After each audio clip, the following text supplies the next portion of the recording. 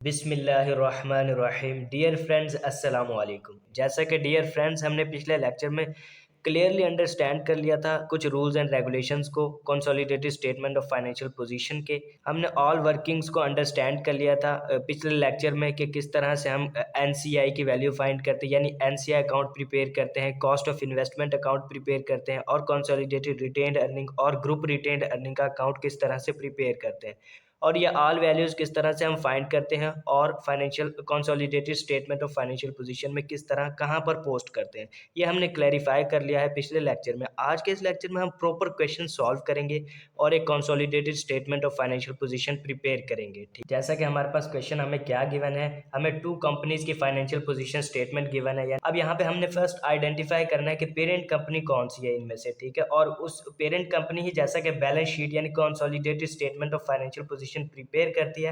यहाँ पर जैसा कि नीचे फर्स्ट ट्रांजैक्शन में ही हमें बताया है कि कौन सी कंपनी यहाँ पे पेरेंट है और कौन सी सब्सिडी कंपनी है। जैसा कि क्या ट्रांजैक्शन है, Spider purchased 480 million shares in Fly some years ago, यानी स्पाइडर ने एक्वायर किए हैं shares 480 million in Fly, Fly company, यानी यहाँ पे पेरेंट कंपनी है हमारी स्पाइडर, यानी स्पाइडर ने ही परचेज किया है ना शेयर्स, ठीक है, और फ्लाई के कितने शेयर्स 480। अब टोटल शेयर जैसे कि यहाँ पे सब्सिडी कंपनी यानी फ्लाई के हमारे पास कितने हैं, ये 600, ठीक है, ऑर्डिनरी शेयर्स की अमाउंट 600। अब इन वैल्यूज की मदद से हम परसेंटेज यहाँ पे फाइंड कर लेंगे कि कितने परसेंट एक्वायर किया है स्पाइडर ने फ्लाई कंपनी को, ठीक है। अब 480 जैसे कि परचेज किए हैं, अब परसेंटेज कैसे निकालेंगे हम यहाँ पे जैसे कि स्पाइडर ने कितने शेयर परचेज किए हैं 480 मिलियन, ठीक है, 480 मिलियन को हम मल्टीप्लाई कर देंगे 100 के साथ, और टोटल शेयर वैल्यू जो कि सब्सिडी कंपनी फ्लाई की हमारे पास 600 गिवन है, 600 मिलियन, ठीक है, तो यहाँ 600 पे हम डिवाइड कर देंगे, यानी स्पाइडर कंपनी ने एक्वायर्ड किया है फ्लाई कंपनी को 80%। अब इसी परसेंटेज को यूज करते हुए हम कैलकुलेशन करेंगे। First of all dear friends, यानी जो चीजें हम एज इट इज लिख सकते हैं वो हम यहाँ पे लिख लेते हैं बैलेंस शीट में, ठीक है, और उसके बाद हम अपनी कैलकुलेशन करेंगे। डियर फ्रेंड्स, आपने कंफ्यूज नहीं होना, आपने वो अमाउंट यानी होल अमाउंट्स को आपने नहीं देखना, ठीक है, जो मैं वर्किंग करता जाऊंगा आपने साथ साथ सिर्फ वो देखना है। यहाँ पे मैंने पहले से ही पोस्ट किए हैं वैल्यूज, तो आपने जस्ट इनकी तरफ ध्यान नहीं देना, जो मैं वर्किंग करूंगा साथ साथ आपने उन वैल्यूज पर बस ध्यान देना, ठीक है। अब यहाँ फर्स्ट हम यानी जो चीज़ों का एज इट इज हम लिख सकते हैं उनको पहले लिख लेते हैं, यानी दोनों कंपनीज की जिनको मर्ज करके यानी ऐड करके हम जिन वैल्यूज को लिख सकते हैं फर्स्ट हम उन्हें लिख लेते हैं, ठीक है, उसके बाद जो वर्किंग बचती है उसे हम करेंगे। अब यहाँ पर जैसे कि बैलेंस शीट हम प्रिपेयर कौन करता है, कंसोलिडेटेड स्टेटमेंट पेरेंट कंपनी, उसका नाम लिखेंगे, उसके बाद consolidated statement of financial position और डेट एज एट 31 दिसंबर 2022। उसके बाद फर्स्ट ऑफ ऑल हम नॉन करंट एसेट्स को लिखते हैं, तो नॉन करंट एसेट्स में जैसा कि हमें क्या गिवन है यहाँ पे देख लेते हैं, लैंड एंड बिल्डिंग फर्स्ट हमारे पास नॉन करंट एसेट। अब हम क्या करेंगे, दोनों कंपनीज के एसेट्स नॉन करंट एसेट जो है उन्हें ऐड करके लिख लेंगे। फर्स्ट स्टेप तो ये है हमारे, यानी यहाँ पे हमने जैसा कि जीरो यानी मिलियंस को राउंड किया हुआ है, तो जस्ट हम फिगर को उठा के लिख लेंगे, जीरो का हमने जैसा कि राउंड किया, तो यहाँ पे 315 हमारे पास स्पाइडर के लैंड एंड बिल्डिंग के एसेट गिवन है, और यहाँ पर 278 हमारे पास फ्लाई के गिवन है लैंड एंड बिल्डिंग के एसेट्स, ठीक है, तो इन दोनों को हम ऐड करके लिख देंगे। यहाँ पर हमने जस्ट इन दोनों के ऐड कर दिया, उसके बाद ये वर्किंग हमने किया, तो यहाँ पर जब हम पहुंचेंगे तो इसे यहाँ पे मेंशन कर लेंगे यानी क्लियर कर लेंगे। जस्ट हमने दोनों के एसेट को ऐड करके लिख लिया, उसके बाद यहाँ नीचे सेकंड नॉन करंट एसेट हमारे पास प्लांट का गिवन है, प्लांट की अमाउंट जैसे कि स्पाइडर की क्या है 285 और फ्लाई की क्या है 220, तो यहाँ पर हम दोनों के ऐड करके लिख देंगे 285 प्लस 220, ठीक है, ये हमने ऐड करके लिख दिया। उसके बाद गुडविल की वैल्यू हम फाइंड करेंगे, कैलकुलेट करेंगे, cost of investment account prepare करेंगे और फिर हम यहाँ पे मेंशन करेंगे, ठीक है। उसके बाद करंट एसेट्स को भी इसी तरह लिख लेंगे जैसा कि नॉन करंट एसेट की दोनों कंपनीज के हमने नॉन करंट एसेट को ऐड करके लिखा था, इसी तरह करंट एसेट को भी हम ऐड करके लिख लेंगे, और जो वर्किंग है उनसे रिलेटेड उसे बाद में करेंगे, ठीक है। तो फर्स्ट हम इन्वेंट्री का हमारे पास करंट एसेट गिवन है, करंट एसेट इन्वेंट्री की वैल्यू जैसे कि स्पाइडर की क्या है 357, इसको ऐड कर देंगे 252, ये हमारे पास फ्लाई की इन्वेंट्री की वैल्यू गिवन है। इन दोनों कंपनीज को हमने आपस में ऐड करके लिख दिया, यानी 357 प्लस 254, ठीक है, ये वर्किंग करनी है अभी हमने, ठीक है, अनरिलाइजेबल प्रॉफिट की वो हम करेंगे जब ये अंडरस्टैंड करेंगे। उसके बाद रिसीवेबल्स भी हमने दोनों कंपनीज के ऐड करके लिख लिए, और बैंक बैलेंस भी दोनों कंपनीज का हमने ऐड करके यहाँ पे लिख दिया। अब उसके बाद ये हमारे पास टोटल एसेट आ जाएंगे। तो अब इक्विटी और लायबिलिटी के पोर्शन में चलते हैं, तो फर्स्ट हम इक्विटी का पोर्शन करेंगे। अब याद रखना है डियर फ्रेंड, जब भी हम consolidated statement of financial position prepare करेंगे तो यहाँ पर इक्विटी पोर्शन में ऑर्डिनरी शेयर प्रीमियम यानी इनकी हम कौन सी वैल्यू यहाँ पे मेंशन करेंगे, जो हमें पेरेंट कंपनी की गिवन होगी, यानी होल अमाउंट वो हम यहाँ पे मेंशन कर देंगे। तो अब यहाँ पे ऑर्डिनरी शेयर्स, जैसा कि ऑर्डिनरी शेयर्स की क्या वैल्यू हमें गिवन है पेरेंट कंपनी की, पेरेंट कंपनी जैसा कि स्पाइडर है, तो अब हम स्पाइडर की ऑर्डिनरी शेयर की वैल्यू देखेंगे और वो होल मेंशन कर देंगे। स्पाइडर की ऑर्डिनरी शेयर की वैल्यू जैसे कि यहाँ पे क्या है 1500, तो हम 1500 एज इट इज़ यहाँ पे मेंशन कर देंगे। ये हमने जैसे कि ऑर्डिनरी शेयर्स की वैल्यू यहाँ पे मेंशन कर दी।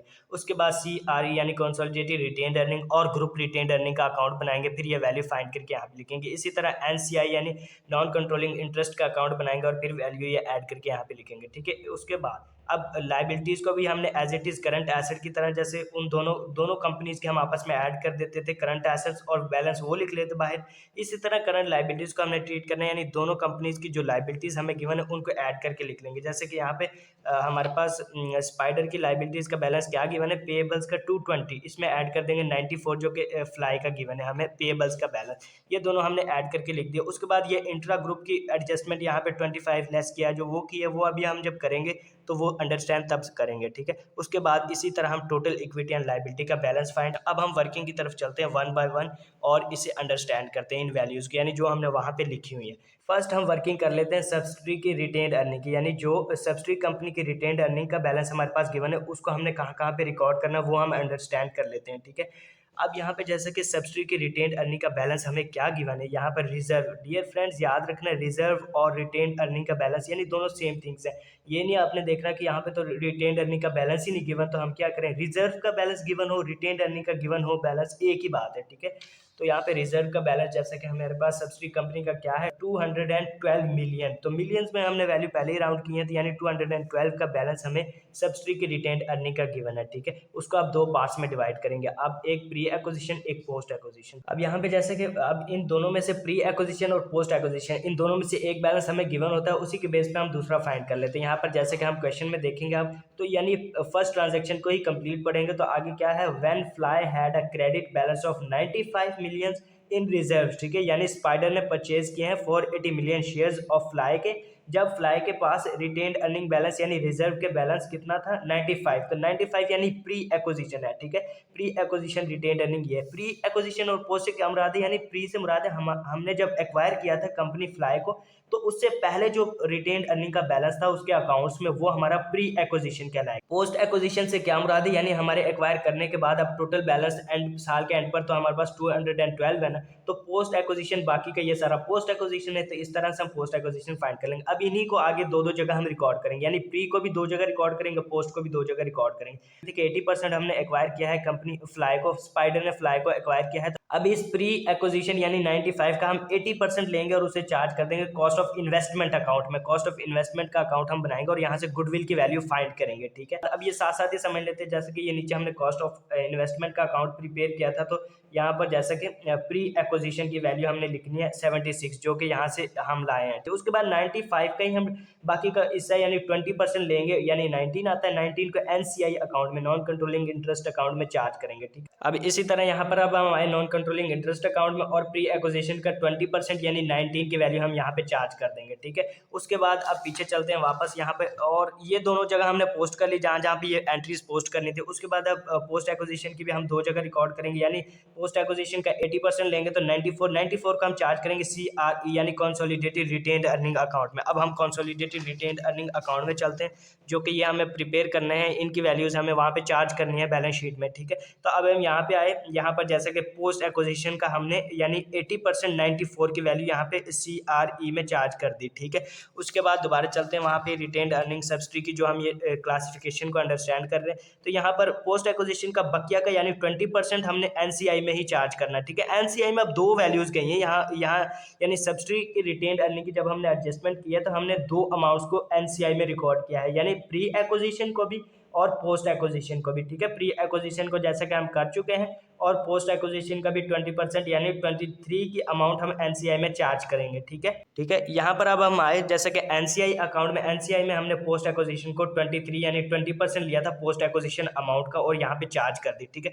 उसके बाद अब नेक्स्ट यहाँ पे जैसे कि हमने ये सारी क्लासिफिकेशन सब्सिडी की रिटेन्ड अर्निंग की कर ली, ठीक। अब नेक्स्ट ट्रांजेक्शन को एडजस्ट करते हैं। फर्स्ट ट्रांजेक्शन जैसे कि हमने सारी एडजस्ट कर ली, ठीक है। अब सेकंड ट्रांजेक्शन हमारी क्या है, at the date of acquisition the freehold land of Fly was revalue. ठीक है, अब लैंड की वैल्यू रीवैल्यूड हुई है एट 70 मिलियन इन एक्सेस। इसको हमने रिकॉर्ड करना है। इसको आप किस तरह से मैनेज करेंगे, यानी पहले हम इसी ट्रांजेक्शन के पहले एक एंट्री पास कर लेते हैं, जनरल एंट्री, और फिर उस एंट्री को रिकॉर्ड कर देंगे, पोस्ट कर देंगे अकाउंट्स में। ठीक है, यहाँ पर जैसे कि फेयर वैल्यू एडजस्टमेंट हमें करनी है।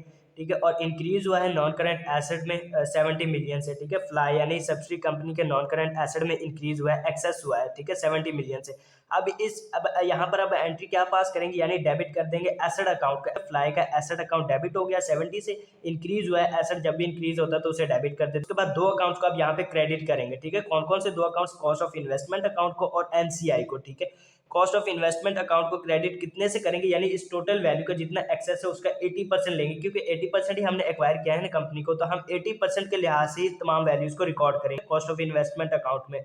और एनसीआई में हम ऑल वैल्यूज को 20% के हिसाब से करेंगे। ठीक है, क्योंकि नॉन कंट्रोलिंग पार्ट हमारे पास 20% ही है। इस 70 का हम 80% लेंगे तो 56 आता है, उसे हम कॉस्ट ऑफ इन्वेस्टमेंट अकाउंट में क्रेडिट कर देंगे। यहाँ पर हम आए फेयर वैल्यू और हमने 56 से क्रेडिट कर दी। ठीक है, और उसके बाद अब एनसीआई में भी जाएंगे, 14 से क्रेडिट कर देंगे एनसीआई अकाउंट को भी। ठीक है, और अब यहाँ पर अब हम आए एनसीआई अकाउंट में।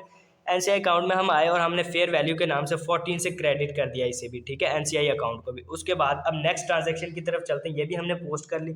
अब नेक्स्ट ट्रांजेक्शन हमारी क्या है, Fly inventory includes good purchased from Spider at a price that includes a profit to Spider of 12 million. यानी यहाँ पर ये एक ट्रांजेक्शन हमें क्या कर रही है, यानी फ्लाई कंपनी ने परचेज की है कुछ इन्वेंट्री स्पाइडर कंपनी से, और स्पाइडर कंपनी ने उस पर 12 मिलियन का प्रॉफिट अर्न किया है। ये हमारा अनरिलाइजेबल प्रॉफिट है। ठीक है, 12 मिलियन जो हमें गिवन है। अब इस अनरिलाइजेबल प्रॉफिट की क्या ट्रीटमेंट हम करते हैं, अनरिलाइजेबल प्रॉफिट को हम किस तरह से एडजस्ट करते हैं अपने अकाउंट्स में। यहाँ पर हम फर्स्ट इसकी एंट्री पास करेंगे। ठीक है, यहाँ पर अनरिलाइजेबल प्रॉफिट की एंट्री हमारे पास ये रही। ठीक है, अब एंट्री हम किस तरह से पास करेंगे अनरिलाइजेबल। डियर फ्रेंड्स, याद रखें, अगर अनरिलाइजेबल प्रॉफिट पेरेंट कंपनी अर्न करे तो हम जस्ट सिंपली ये एंट्री पास करेंगे, सीआरई अकाउंट को डेबिट कर देंगे और इन्वेंट्री को क्रेडिट कर देंगे। ठीक है, और अगर सब्सिडी कंपनी अनरिलाइजेबल प्रॉफिट अर्न करे तो हम कौन सी एंट्री पास करेंगे, सीआरई को डेबिट कर देंगे, यानी जो टोटल अमाउंट होगी अनरिलाइजेबल प्रॉफिट की उसके 80% से हम डेबिट कर देंगे सीआरई अकाउंट को। ठीक है, और एनसीआई को डेबिट कर देंगे 20% से, और बाकी इन्वेंट्री को हम क्रेडिट कर देंगे होल अमाउंट से, जो कि अनरिलाइजेबल प्रॉफिट की होगी। यहाँ पर जैसे कि पेरेंट कंपनी ने ही अर्न किया है अनरिलाइजेबल प्रॉफिट, तो हम जस्ट ये वाली एंट्री पास करेंगे, ये वाली एंट्री रिकॉर्ड करेंगे और इसे अपने लेजर अकाउंट्स में पोस्ट कर देंगे। ठीक है, अब हम जाएंगे डेबिट कर देंगे 12 से, और अनरिलाइजेबल प्रॉफिट के नाम से कौन से अकाउंट को, सीआरई अकाउंट को। अब हम जाते हैं यहाँ पे पीछे, ये कंसोलिडेटेड रिटेन अर्निंग अकाउंट्स में हम आए और हमने डेबिट कर देना अनरिलाइजेबल प्रॉफिट, हमने डेबिट कर देना है 12 से, और हमने क्रेडिट यहाँ पे क्या करना था, इन्वेंट्री क्रेडिट करनी है। ठीक है, इन्वेंट्री अब हम क्रेडिट करनी है, तो जस्ट हम यहाँ पर जाएंगे, ये पीछे हम जो स्टेटमेंट प्रिपेयर कर रहे हैं इन्वेंट्री, और इन्वेंट्री की वैल्यू में से ये 12 माइनस कर देंगे। ठीक है, यहाँ पे मैंने बताया था कि ये बाद में ट्रांजेक्शन जैसे ही हम एडजस्ट करेंगे तो मैं यहाँ पे आपको क्लियर कर दूंगा कि 12 कौन सा हमने माइनस किया है। ठीक है, तो ये हमने अनरिलाइजेबल प्रॉफिट से। उसके बाद नेक्स्ट ट्रांजेक्शन को आप देखते हैं, नेक्स्ट ट्रांजेक्शन हमारे पास क्या है, जैसे कि लास्ट ट्रांजेक्शन है। लास्ट ट्रांजेक्शन क्या है, एट 31 अक्टूबर 2005 फ्लाई ओज spider 25 million for goods purchased during the year. यहाँ पे क्या ये ट्रांजेक्शन हमें क्या कह रही है कि फ्लाई कंपनी ने ओज किया है, उधार लिए हैं पैसे स्पाइडर से 25 million for good purchase, good जो पेबल्स रिसीवेबल्स के अगेंस्ट होना एंट्री, वो सारी क्या कहलाती है, इंट्रा ग्रुप। तो इंट्रा ग्रुप की अब क्या हम एडजस्टमेंट करेंगे, यहाँ पर रिसीवेबल्स में और पेबल्स में इसकी एडजस्टमेंट करनी है, रिसीवेबल्स अकाउंट और पेबल्स अकाउंट में इसकी एडजस्टमेंट हमने करनी है। ठीक है, अब यहाँ पर जैसा कि दोनों कंपनीज के हमारे पास रिसीवेबल्स और पेबल्स के बैलेंस भी गिवन है। स्पाइडर का पेबल्स कम हो गए, उसकी लाइबिलिटीज कम हो गई कि उसने फ्लाइज को पैसे दे दिए। ठीक है, उसकी लाइबिलिटी यानी डिक्रीज हो गई, स्पाइडर की लाइबिलिटीज कम हुई, तो यहाँ पर हम 25 को माइनस कर देंगे पेबल्स अकाउंट में से। ठीक है, माइनस कर दिया। अब यहाँ पे जैसे कि रिसीवेबल्स के बैलेंस में फ्लाई के कुछ रिसीवेबल्स भी थे। ठीक है, रिसीवेबल्स भी थे, तो अब जैसे कि स्पाइडर से उसे कुछ पैसे मिले हैं, क्या हुआ, उसके रिसीवेबल्स भी डिक्रीज हो जाएंगे 25 से। तो यहाँ पर हम दोनों जगह से इंट्रा ग्रुप की एंट्री क्या करते हैं, सिंपली उसे दोनों जगह से माइनस कर देते हैं, यानी रिसीवेबल अकाउंट में से भी माइनस कर दिया 25 और यहाँ पर पेबल्स अकाउंट में से भी माइनस कर दिया 25। इस तरह से हम इंट्रा ग्रुप की एंट्री पास करते हैं। ठीक, यानी उसे एडजस्ट करते हैं। बस ये ऑल ट्रांजेक्शंस को हमने पोस्ट कर लिया, यानी प्रिपेयर करते हैं लेजर अकाउंट्स और उन्हें फिर यहाँ पे वैल्यूज को पोस्ट करते हैं। ठीक है, यहाँ पर अब हम आए यहाँ पर जैसे कि अब क्या करेंगे, अब जब भी हम कॉस्ट ऑफ इन्वेस्टमेंट का अकाउंट प्रिपेयर करेंगे तो यानी कौन कौन से अकाउंट्स को यहाँ पे मेंशन करेंगे, share capital, share premium, pre acquisition, fair value और इन्वेस्टमेंट। अब इन्वेस्टमेंट यानी स्पाइडर ने जो इन्वेस्टमेंट की है फ्लाई कंपनी में वो सारी अमाउंट हम डेबिट साइड पे रिकॉर्ड करेंगे इन्वेस्टमेंट, जब भी कॉस्ट ऑफ इन्वेस्टमेंट अकाउंट हम प्रिपेयर करेंगे। ठीक है, ये पॉइंट्स अपने माइंड में रखने। अब इन्वेस्टमेंट जैसे कि अब यहाँ पे क्या इन्वेस्टमेंट की है, बैलेंस शीट में ही नॉन करंट एसेट में इन्वेस्टमेंट की वैल्यू गिवन है shares in fly at cost. ठीक है, यानी 660 की वैल्यू गिवन, 660 मिलियन, तो मिलियंस तो हमने सिफर्स तो राउंड किए हुए हैं। ठीक है, तो जस्ट हम 660 की वैल्यू इन्वेस्ट की है किसने, स्पाइडर कंपनी ने फ्लाई में, तो ये वैल्यू हमने यहाँ पे एज इट इज उठा के लिख दी। ठीक है, 660। ठीक है, उसके बाद बस ये डेबिट साइड पे कॉस्ट ऑफ इन्वेस्टमेंट अकाउंट में यही अमाउंट हमने रिकॉर्ड करनी है। ठीक है, बाकी की सारी वैल्यूज यहाँ पे क्रेडिट साइड पे हम रिकॉर्ड करेंगे। अब क्रेडिट साइड पे कौन कौन सी वैल्यूज है, share capital, share premium, pre acquisition और फेयर वैल्यू, ये चार हेडिंग्स यहाँ पे रिकॉर्ड करते हैं हम कॉस्ट ऑफ इन्वेस्टमेंट अकाउंट में। ठीक है, अब शेयर कैपिटल की यहाँ पे कौन सी, और मैंने कहा था कॉस्ट ऑफ इन्वेस्टमेंट में हम 80% यानी जितना परसेंट हमारे पास कंट्रोल होगा एक सब्सिडी कंपनी का उतनी उतनी परसेंट यहाँ पे वैल्यूज को चार्ज करेंगे। ठीक है, यानी ये सारी सब्सिडीज कंपनीज के वैल्यूज को। ठीक है, अब हम यहाँ पे शेयर कैपिटल की वैल्यू सब्सिडी कंपनी फ्लाई की देखेंगे क्या है, 600 मिलियन। ठीक है, तो 600 मिलियन यानी 600 का हम लेंगे 80%, क्योंकि 80% हमारे पास कंट्रोल है और उसको चार्ज कर देंगे यानी कॉस्ट ऑफ इन्वेस्टमेंट अकाउंट में। ये शेयर कैपिटल 480 आ गया हमारे पास कॉस्ट ऑफ इन्वेस्टमेंट। उसके बाद प्री एक्विजिशन जब हमने पोस्ट की थी ये तभी अंडरस्टैंड कर ली थी, फेयर वैल्यू भी तभी हमने अंडरस्टैंड कर ली थी। इसके बाद यानी डेबिट साइड ये हमारी बढ़ी है 660, उनमें से इन तमाम वैल्यूज क्रेडिट साइड की वैल्यूज को माइनस करेंगे तीनों को, तो हमारे पास गुडविल की वैल्यू क्या आती है 48 को हम पोस्ट कर देंगे यहाँ पे नॉन करंट एसेट, जैसा कि गुडविल की वैल्यू हमें फाइंड करके यहाँ पे लिखनी थी, ये 48 हमने यहाँ पे मेंशन कर दी। ठीक है,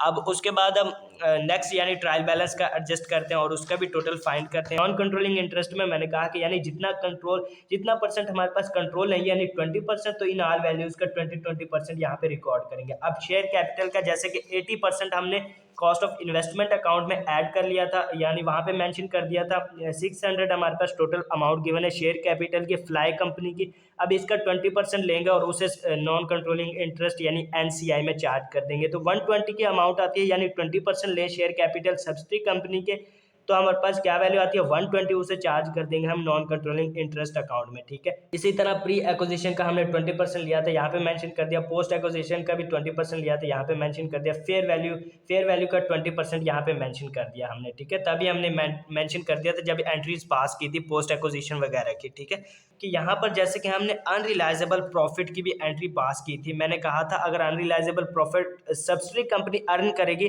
तो फिर एनसीआई अकाउंट को हम डेबिट करेंगे। ठीक है, 20% होल प्रॉफिट के अमाउंट से। तो यहाँ पर जैसे कि सब्सिडी कंपनी ने अनरिलाइजेबल प्रॉफिट अर्न ही नहीं किया, पेरेंट कंपनी ने अर्न किया था, इसलिए हमने होल अमाउंट को डेबिट कर दिया CRE अकाउंट में और क्रेडिट कर दिया इन्वेंट्री को। ठीक है, सेकंड बात यहाँ पे रही कि एनसीआई में हम डेप्रिसिएशन को भी चार्ज करते हैं 20%, यानी अगर कोई एसेट हमारे एक्सेस करता है उसकी हम डेप्रिसिएशन चार्ज करेंगे एक्सेस वैल्यू पे, और उसका यहाँ पे 20% चार्ज कर देंगे। लाजमी नहीं है 20% ही, यानी जितना परसेंट हमारे पास कंट्रोल नहीं होगा किसी भी ऑर्गेनाइजेशन का तो वो यहाँ पे चार्ज कर देंगे हम। ठीक है, डेप्रिसिएशन यहाँ पे एक्सेस तो हुआ था 70 मिलियन से लैंड की वैल्यू में। ठीक है, लेकिन हमने ना इस पर डेप्रिसिएशन चार्ज की है, वो हमने इसलिए चार्ज नहीं की क्योंकि लैंड पर हम डेप्रिसिएशन चार्ज ही नहीं करते। ठीक है, तो वरना अगर हम कोई और मशीनरी वगैरह का एसेट होता है उस पर डेप्रिसिएशन यानी 70 की वैल्यू पर डेप्रिसिएशन भी चार्ज करते हैं, उसका 20% लेते हैं और वो यहाँ पे एनसीआई में भी चार्ज करते हैं। ठीक है, क्रेडिट साइड के ऑल वैल्यूज को आपस में ऐड करते हैं और जो बैलेंस आता है उसे डेबिट साइड पे यानी बैलेंस कैरी डाउन ले लेते हैं और यही बैलेंस हमारा नॉन कंट्रोलिंग इंटरेस्ट अकाउंट में जाएगा। ठीक है, और उसके बाद कंसोलिडेटेड स्टेटमेंट का भी अब जब भी हम लेजर अकाउंट प्रिपेयर करेंगे तो यहाँ पर कौन कौन सी वैल्यू किस तरफ आनी है। फर्स्ट ऑफ ऑल हम जब भी consolidated statement of retained earning का अकाउंट प्रिपेयर करेंगे तो यानी स्पाइडर यानी पेरेंट कंपनी की जो रिटेन्ड अर्निंग का बैलेंस होगा वो होल का होल यहाँ पे क्रेडिट साइड पे हमने लिख लेना है। ठीक है, यहाँ पर जैसे कि हमें स्पाइडर का रिटेन्ड अर्निंग यानी रिजर्व का बैलेंस क्या गिवन है 580, तो 580 हमने होल अमाउंट पेरेंट कंपनी का यहाँ पे रिकॉर्ड कर लिया। ठीक है, अब पोस्ट एक्विजिशन जब हमने यहाँ पे ये एंट्री तभी अंडरस्टैंड कर ली थी जब हमने रिटेन्ड अर्निंग की सब्सिडी की रिटेन्ड अर्निंग की पोस्टिंग कर रहे थे, तो यानी पोस्ट एक्विजिशन का 80% यहाँ पे जाना था CRE में जो हम रिकॉर्ड कर चुके हैं। ठीक है, तो यहाँ पर हमने ये रिकॉर्ड कर लिया यानी पोस्ट एक्विजिशन क्रेडिट साइड में 94 से, ठीक है। उसके बाद अनरिलाइजेबल प्रॉफिट भी उसी वक्त अंडरस्टैंड कर लिया था, यानी ये अनरिलाइजेबल प्रॉफिट पेरेंट कंपनी ने अर्न किया है, तो हमने होल का होल अनरिलाइजेबल प्रॉफिट किधर मेंशन करना था, कंसोलिडेटेड रिटेन अर्निंग, वो हमने कर दिया था, ठीक है। और डियर फ्रेंड्स एक बात और बेसिक सी आप याद रखना, यानी अगर फॉर एग्जांपल इम्पेयरमेंट लॉस और हमारे पास एनसीआई गुडविल के अमाउंट यानी फुल गुडविल का क्वेश्चन हो, तो फिर हम इम्पेयरमेंट लॉस दो जगह रिकॉर्ड करते हैं। एक एनसीआई को ही अकाउंट को हम डेबिट कर देते हैं 20% से, और कंसोलिडेटेड रिटेन्ड अर्निंग को भी डेबिट करते हैं हम 80% से, यानी जितना परसेंट हमारे पास एक्वायर हो, कंट्रोल हो, ठीक है। अब यहाँ पे जैसे कि ये हमारा क्वेश्चन कौन सा है, प्रोपोर्शनेट का, ठीक है। पीछे आप अगर कोई भी डिफिकल्टी हो आपको फुल गुडविल के क्वेश्चंस में, तो वो आप अंडरस्टैंड कर लीजिएगा, पीछे हमने पिछले लेक्चर में क्लियरली डिफाइन किया है एक फुल गुडविल का क्वेश्चन। अब 176 को हम एनसीआई यानी नॉन कंट्रोलिंग इंटरेस्ट के अमाउंट चार्ज कर देंगे। यहाँ पर जैसे कि हमने ये नॉन कंट्रोलिंग इंटरेस्ट एनसीआई के अमाउंट क्या है, ये चार्ज कर दिए 176, ठीक है, ये भी हमने चार्ज कर दिया। उसके बाद सीआरई यानी सीआरई का भी टोटल फाइंड करते हैं और वो यहाँ पे मेंशन करते हैं। जैसा कि सीआरई अकाउंट हमने प्रिपेयर किया है कंसोलिडेटेड रिटेन अर्निंग का अकाउंट, तो यहाँ पर अब हम टोटल कर लेते हैं कौन सी साइड हमारी लेस है, यहाँ पर डेबिट साइड लेस है, क्योंकि क्रेडिट साइड पे तो 580 और 94 के अमाउंट्स गिवन है, डेबिट साइड पे तो ओनली वन वैल्यू गिवन है अनरिलाइजेबल प्रॉफिट की, और उसके अलावा कोई नहीं। ये तो हमने बैलेंस कैरी डाउन लिया है, ठीक है। तो यानी इन दोनों वैल्यूज़ को आपस में ऐड कर देंगे और उसमें से ये डेबिट साइड वैल्यू 12 माइनस कर देंगे, तो हम बैलेंस कैरी डाउन क्या लेते हैं, कंसोलिडेटेड रिटेन्ड अर्निंग अकाउंट का 662, यानी इसी अमाउंट को हम उठा कर ले जाएंगे वहाँ बैलेंस शीट, हम कंसोलिडेटेड स्टेटमेंट प्रिपेयर कर रहे हैं जो, ठीक है, हमने यहाँ पर रिकॉर्ड कर ली 662, ठीक है। और ये 1500 तो हमने एज इट इज़ कॉपी कर लिया था वहाँ से, यानी ऑर्डिनरी शेयर्स के अमाउंट हम यहाँ पे कौन सी मेंशन करते हैं, पेरेंट कंपनी की एज इट इज़ हम यहाँ पे मेंशन कर देते हैं, ठीक है। शेयर प्रीमियम हो, शेयर कैपिटल हो, इनकी इनकी कौन से अमाउंट लेते हैं, यानी पेरेंट कंपनी की जो टोटल गिवन है, यानी ये 1500 टोटल गिवन है जो, वही हमने एज इट इज़ यहाँ पे कॉपी कर दिया, ठीक है। अब हम नेट टोटल कर लेते हैं। अब फर्स्ट लैंड एंड बिल्डिंग का टोटल करेंगे, यानी 315 प्लस 278 प्लस 70, तो ये हमारे पास वैल्यू क्या आती है 663। इसी तरह इसका नेट हमारे पास आता है 505, और ये गुडविल की हमने वैल्यू क्या फाइंड की थी, कॉस्ट ऑफ इन्वेस्टमेंट अकाउंट से 48, ठीक है। उसके बाद इसी तरह हम करंट एसेट का टोटल करते हैं। इन्वेंट्री का टोटल हमारे पास क्या आता है, यानी 357 प्लस 252 माइनस 12, तो हमारे पास नेट क्या आता है 597, ठीक है, ये हमने एक्सटर्नल कॉस्ट। उसके बाद रिसीवेबल का बैलेंस हमने एडजस्ट करके क्या लिखा 626, उसके बाद बैंक का 188, और यानी ये टोटल हमारे पास करंट एसेट्स आ गए सारे, ये नॉन करंट एसेट्स हमने लिखे, ठीक है। अब यानी इन तमाम नॉन करंट एसेट को ऐड कर देंगे इन तमाम करंट एसेट में, तो टोटल एसेट्स की वैल्यू हम क्या फाइंड करते हैं 2627, ठीक है, जैसा कि मिलियंस में राउंड है वैल्यू, ठीक है। उसके बाद अब इसी तरह हम टोटल इक्विटी एंड लाइबिलिटी का हम टोटल कैलकुलेट करते हैं। इक्विटी पोर्शन में फर्स्ट ऑर्डिनरी शेयर की वैल्यू है 1500, इसमें प्लस कर देंगे सीआर यानी कंसोलिडेटेड रिटेन्ड अर्निंग अकाउंट या फिर ग्रुप रिटेन्ड अर्निंग अकाउंट से जो बैलेंस हमने फाइंड किया है, ठीक है, वो क्या है 662 प्लस 176। पेबल्स का हमारे पास नेट क्या आता है, यानी 220 प्लस 94 माइनस 25, 289 हम नेट फाइंड करते हैं लाइबिलिटीज़ का, ठीक है, करंट लाइबिलिटीज़ का, यानी इन तमाम चारों वैल्यूज़ का आपस में ऐड कर देंगे तो हमारे पास क्या वैल्यू आती है 26 एंड 27, ठीक है। जैसे कि हमने टोटल इक्विटी एंड लाइबिलिटी का बैलेंस भी यही फाइंड किया है जो कि हमारा टोटल एसेट्स का टोटल था, ठीक। डियर फ्रेंड्स इस तरह से हम consolidated statement of financial position prepare करते हैं, इस तरह से हम अपनी बैलेंस शीट यानी कंसोलिडेटेड स्टेटमेंट को टैली करते हैं, ठीक है। डियर फ्रेंड्स अगर आज के इस लेक्चर से रिलेटेड आपके माइंड में कोई भी क्वेश्चंस हो, यानी कोई भी ऐसी एडजस्टमेंट जो आपको समझ ना आई हो या फिर मिसअंडरस्टैंडिंग हुई हो, तो आप कमेंट्स के थ्रू हमसे पूछ सकते हैं। डियर फ्रेंड्स अब आपसे एक छोटी सी रिक्वेस्ट है कि हमारे चैनल को सब्सक्राइब कीजिए, लाइक कीजिए और अपने फ्रेंड्स के साथ शेयर कीजिए। डियर फ्रेंड्स हमें नेक्स्ट वीडियो तक इजाज़त दीजिए। अल्लाह हाफिज़।